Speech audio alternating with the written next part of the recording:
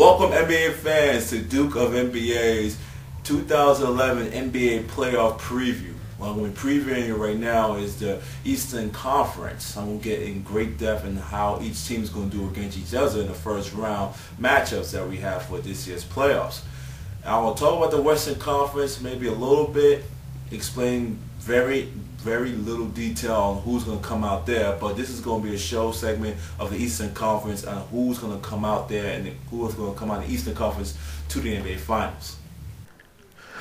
The Pacers versus Bulls series, I have the Bulls winning this in 6. Now the reason for that is very simple. Derrick Rose. In the first round against this Pacers team, the Bulls have the best player in the series, and that helps and go a long way for the Chicago Bulls. Derrick Rose is going to be matched up against Darren Collison and also TJ Ford. But those point guards are tiny compared to Derrick Rose. So that means that the Bulls have a great edge in that department. But with the Indiana Pacers, they have a really good front line of Roy Hibbert, who's going to be one of the most improved player of the year awards players at 7'2". They have Tyler Hansbrough, who's averaging 10 points, 4 rebounds, and also they got their best player, Danny Granger, who's a budding all-star. But with all that said, when you have the best player in the series, that gives you the chance to win the series. With the Miami Heat Philadelphia 76ers series, I really like the Miami Heat right now because they have 82 games together. People want to talk about chemistry and all that being a problem, but when these guys came in the playoffs, having a LeBron James and a Dwyane Wade on the same team, those two players have carried playoff teams to the finals. And now that they both are on the same team, I really like their chances of going really deep in the playoffs. And I really believe that the Philadelphia 76ers are practically no match for them. You look at the front line of the Philadelphia 76ers, they will have a slight edge in that department only if Elton Brand keeps his strong play over how he did this season, averaging 15 points and 7 rebounds. But with all that said, he also have a Chris Bosh who was averaging 18 and 8. So that could actually end up neutralizing itself, and if that is the case, then Dwyane Wade and LeBron James, it's gonna be a toss-up, but with those two players being as dynamic as they are, this should be a sweep because the big three should take care of business. Now we have the Boston Celtics versus the New York Knicks, which is probably the marquee matchup of the Eastern Conference first round. We look at this matchup, and it's very pivotal matchup is going to be between the point guards of Rajon Rondo and Chauncey Billups. Now, if Rondo continues to struggle as he has towards the end of the season, and Chauncey Billups flourished like he first got here with the Knicks, then this will pretty much turn the whole series around, because I really believe that amare, stoudemire, and Kevin Garnett, they're going to neutralize themselves, and also the Carmelo Anthony-Paul Pierce matchup will also neutralize themselves, because those are two dynamic scorers, Carmelo Anthony and Paul Pierce, and also amare stoudemire, with Kevin Garnett, who is very known for his outside jump shot ability and post-up in the half-court offense. With all of that said, if the point guard matchup is won by Chauncey Billups, the Knicks have a good chance of winning it. If Rajon Rondo continues to play like he has his career, then the Boston Celtics, I choose to win this series in 6. So that's the bottom line. Now we have a very intriguing matchup between the Orlando Magic versus the Atlanta Hawks. As we all remember from last year, the Orlando Magic pretty much demoralized the Atlanta Hawks and having a playoffs winning margin, which was made the NBA's history book, something that Atlanta Hawks did not want to be a part of. But in this year's, actually, Dwight Howard's career season averages is lower this year compared to last year, which could be a big help for the Atlanta Hawks. But I've always felt that when it's in the playoffs, Dwight Howard usually shows up in a big way, and against the Atlanta Hawks front line, he should be able to continue those numbers he did last year. Even though you look at the Orlando Magic, they're a three-point shooting team, they also have one or two post players in Dwight Howard and Brendan Bass, which also help things with the Orlando Magic, which will neutralize their front court. Atlanta, to me, if you have a regular season roster, that doesn't mean that it will translate in the playoffs. And that's what the Atlanta Hawks have, a regular season roster, because those players to me, on that roster are not a playoff. It's not a playoff team, and that's why they continue to struggle year in and year out of the playoffs. So I always felt that with this matchup, Dwight Howard will dominate. And here's the bracket of the rest of the way that I predict in the Eastern Conference will shape up. The Bulls and the Magic. I have the Magic winning that series 4-2. Now, people's going to go crazy about that, but they have to really understand one thing.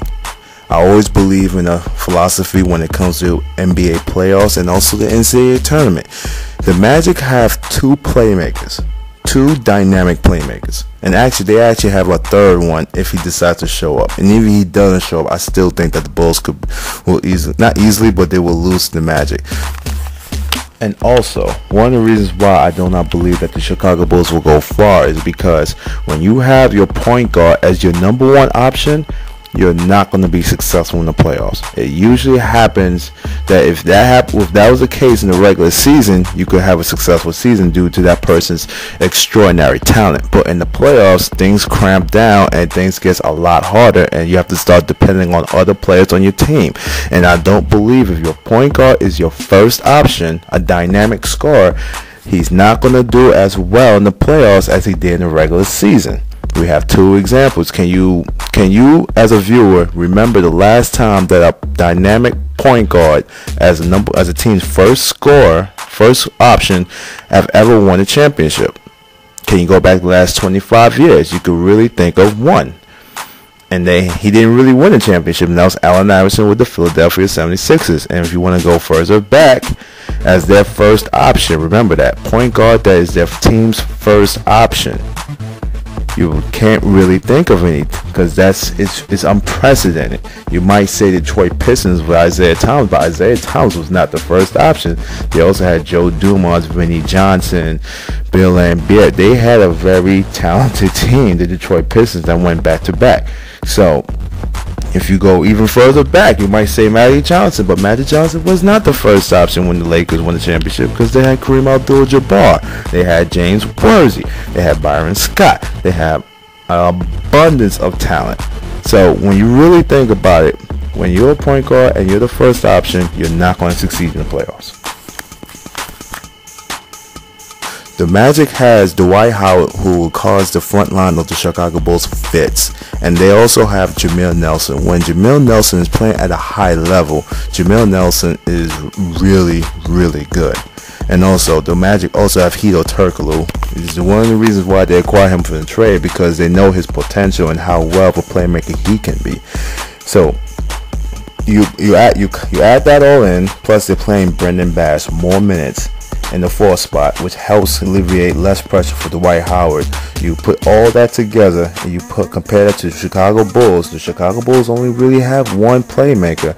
As much as you think that Luol Deng and Carlos Boozer, you have to also understand one other thing. Carlos Boozer is not really a good post defender, and he's going to have to guard up against either Dwight Howard or even Brendan Bass. And Brendan Bass is average close to 10 points a game. So that's not going to be easy for Carlos Boozer to contain. He's only 6'6", and Brendan Bass is about 6'8", and Brendan Bass is very strong. So this is part of the reason why I have the Magic winning this series. Even though the Bulls is first in defense, the Magic is third in defense, and they have Dwight Howard. Now for the Celtics and Heat, this is also going to be a really good series, but I just really believe that the Celtics is going to practically run out of gas since they made that Kendrick Perkins trade, and I don't really see Shaq being that much of a factor in this year's playoffs since he's always getting hurt. The Heat they still have Dwyane Wade, LeBron James, but what's going to happen for the Heat is if their role players play well, then the Heat could go really far and do some really damage in the playoffs. So when you put all that together, I'd really like the Heat against the Celtics. And one more thing about the Heat to me has the best perimeter defense in the NBA. You have Wade, LeBron, and you have Mario Chalmers. Those three players can lock up each perimeter player and really play those passing lanes well, which ignites that fast break. They always say that you can't, if you're a fast break team in the playoffs, it doesn't really work. Well, I disagree. If you get a steal in the passing lane, that's an automatic fast break, including when you have Dwyane Wade on one side and LeBron on the other. Two of the fastest fast break players in the NBA. And now we have the matchup in the conference finals, which is the Magic and the Heat. I just truly believe that the big three of the Heat will overwhelm the Magic, and that's how they will win this series 4-1, and that will be a conference finals winner is the Miami Heat. Okay, fans, briefly for the Western Conference, I have the Spurs versus the Grizzlies. This is going to be tough because of the fact of Manu Ginobili's right hand actually, he hurt that. So I'm thinking this is not going to be as easy a series as it might have been for the Spurs if he was more healthy. So I'm going to pick the Spurs to win that series in 7. You have to also look at the front court of Marc Gasol and also Zach Randolph. That would be really imposing front line for the Spurs. As their front line is bigger than the Spurs front line. So I think that's going to be a really good, interesting series. Now we also got the Nuggets and Thunder, which I think is going to be the series of the whole playoffs so far. We got a Thunder team that's really, really talented and a Nuggets team that's really, really deep. Now with that, I like deep over talent because you could throw so much players that's really good at your core superstars. Well, core stars, what they are right now in the Thunder. So with that said, I like the fact that I actually like the Nuggets winning this in 6. That might surprise a few people, but the Nuggets, I believe, is going to win the Thunder in 6. When you could throw out the Wilson Chandlers, the Dylan Gallinari's, the Kenyon Martins, the Chris Hendersons, the Aaron Follows, the Raymond Feltons, the Tyler Lawsons, the J.R. Smith, who I think is their team's best player and one of their main go-to guys, which is hard to say. If you could throw that much people against Russell Westbrook, who is a top 10 NBA player, and as a point guard, and Kevin Durant, who's one of the elite scorers in the league, that's a lot of players from the Nuggets that they could throw at the Thunder. So that's why I really, really like the Nuggets in this matchup. And the fact that Thunder last year was one of the best defensive teams, and this year they're in the middle of the pack. So that is going to be their drop-off. Scott Brooks have to get them playing defense if they really want to win this series. Now, for the Lakers and Hornets, let's go on to the next series. The Lakers are winning that 4. I'll let you explain about that. And finally, the Portland Trail Blazers versus Dallas Mavericks. This is also going to be another interesting series. But ever since Portland made that trade to get Gerald Wallace, I really believe that Portland's going to actually beat the Mavericks in 6. Even though the Mavericks pick up Tyson Chandler, who is a very good defensive center and that can finish around the hoop. That is this series right now with the Portland Trail Blazers. That's the team that they should not want to have to face in the first round because Portland could throw, because they have pretty much their best players is LaMarcus Aldridge, and he's playing really, really well. So with that said, LaMarcus Aldridge, you either a 50% Brandon Roy come off the bench, and you also have Gerald Wallace coming off the bench, but you got Wesley Matthews, who's one of the top 5 3-point shooters in the league. You have to put all that in account, and they also have a veteran point guard and Andre Miller to help beat the Mavericks, I really feel, because he actually dropped 50 points against the Mavericks backcourt himself. So this is why it seems like people's going to probably lean towards the Mavs in 7 or at 6, but really to me, Portland has this series because their talent versus the Mavs talent to me is better. And one of the reasons why I'm not really choosing the Mavs is because of Caron Butler's injury. If Caron Butler was playing, it would be a totally different story. You have a guy that could play a 2 or a 3 against the Portland Trail Blazers that can match up against Gerald Wallace. But that's not the case.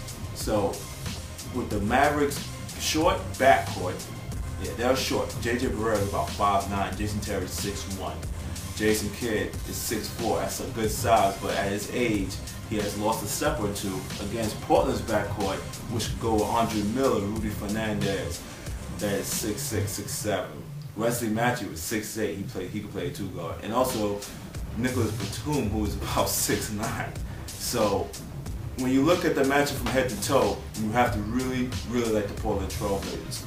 Alright, so you have the Spurs versus the Nuggets. I like the Nuggets beating the Spurs because, like I said, they're depth and they're actually more talented than the Spurs. And with that said, with the Nuggets core depth, they could really wear down the Spurs. They're not as young as they used to be. So the Nuggets could throw an abundance of players at the Nuggets. I mean, not the Nuggets. The Spurs core players and really wear them out. And now for that, we have the Lakers against Portland. That's going to be a really tough series for the Portland Trailblazers because the Lakers' size will show its face and it really will dominate them inside. And with that said, I believe the Lakers will win that pretty much in 6. And for the conference finals, you got the Nuggets and the Lakers. That sounds very familiar back in the 2009 playoffs when Carmelo Anthony and Chauncey Billups was on that team.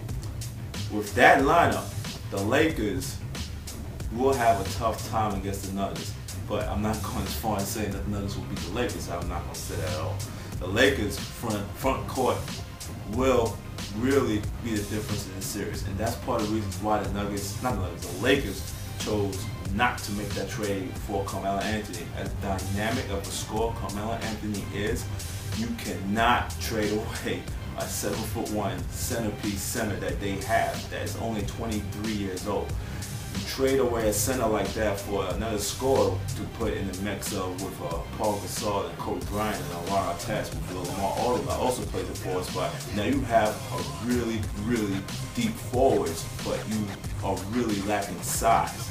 That's going to force Lamar Odom to play the 4 or 5 position, and also have Paul Gasol playing strictly the 5. That's why they would never even consider that deal.